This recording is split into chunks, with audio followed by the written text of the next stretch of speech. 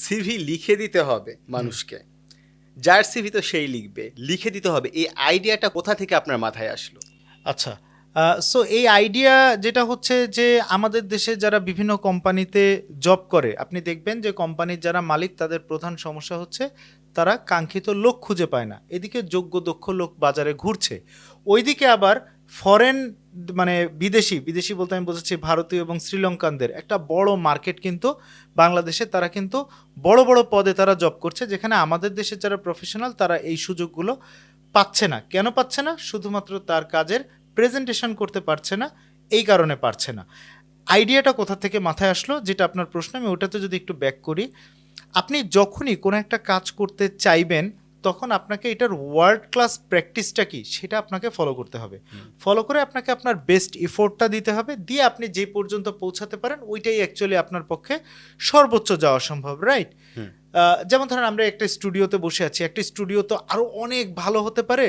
আপনি নিশ্চয়ই একটা বেঞ্চমার্ক আছে, বেঞ্চমার্কের থেকে আপনি কি চিন্তা করছেন যে আমার মিনিমাম এই স্ট্যান্ডার্ড থাকতে হবে, আমার সাউন্ডের মিনিমাম স্ট্যান্ডার্ড থাকতে হবে, লাইটের স্ট্যান্ডার্ড থাকতে হবে, ক্যামেরার স্ট্যান্ডার্ড থাকতে হবে।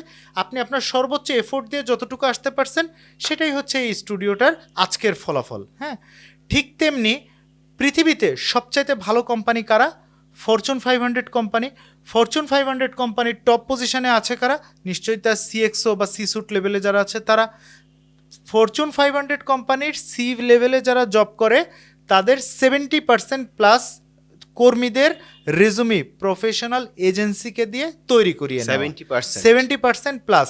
বলতে পারেন যে আমি তোমাকে বিশ্বাস করি না, আপনি গুগল করেন, আপনি চ্যাট জিপিটিকে জিজ্ঞাসা করেন যে ফরচুন 500 কোম্পানির সিইওরা কি নিজেদের সিভি নিজেরা লেখে নাকি তাদের সিভি কোনো পেশাদার এজেন্সিকে দিয়ে বানিয়ে নেয়। আপনি গুগল করেন, আপনি চ্যাট জিপিটিকে জিজ্ঞাসা করেন, চ্যাট জিপিটিকে আবার চ্যাট জিপিটিও আপনার সঙ্গে প্রতারণা যদি করে, মিথ্যা বলে, আপনি চ্যাট জিপিটিকে এটাও জিজ্ঞাসা করেন যে তুমি যে অ্যান্সার দিচ্ছ কোন রেফারেন্সের উপরে বেস করে অ্যান্সার দিচ্ছ, আমাকে রেফারেন্স সহ জানাও। ও আপনাকে রেফারেন্স সহ জানিয়ে দিবে। সো যে জিনিসটা ওয়ার্ল্ড ওয়াইড সব জায়গাতে এই প্র্যাকটিসটা আছে সেটা আমাদের দেশে নাই কেন? না থাকার কারণে আমাদের প্রফেশনালরা এত এত সুযোগ হারাচ্ছে কেন?